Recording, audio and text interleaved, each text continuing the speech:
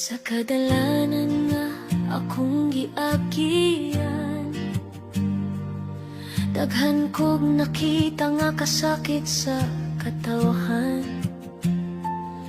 Mga tingog nga way madungog, mga mata nga punog kabug aton ug kalisang. Ako si Dodong Bukol, inyong kauban, dili lider lang kundili usa ka sulugoon sa barangay. Kung unsay kalisdanan ninyo ako po, kay kita tanan gihimo para magtinabangay.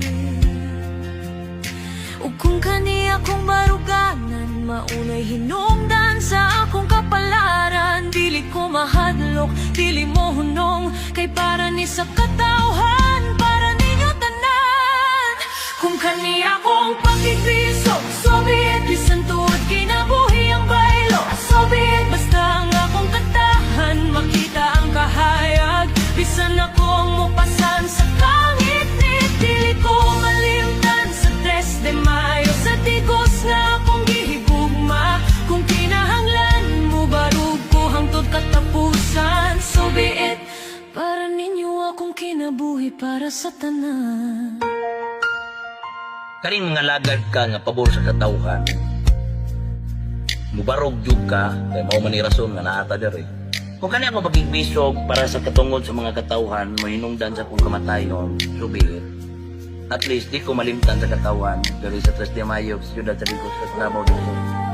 Nga doon ay Dodong Bukol ni labay ang 3 de Mayo ang siyudad sa Digos.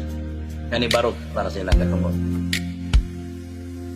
Kung kini nga tingog mawala ninyo, ipadayon ang akong gisugdan.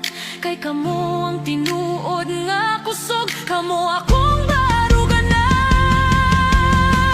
Kung kani akong pakigbisog, so be it. Kung akong gugumay mo patak sa kamaturan, basta na mo'y tingog, na mo'y kahayag, bisan ako na lang ang di makita sa kadalanan. Dili ko malimtan sa 3 de Mayo, sa Digos nga akong gihigugma. Kung kinahanglan mo barug ko hangtod katapusan, so be it, para ninyo akong kinabuhi para sa katawhan.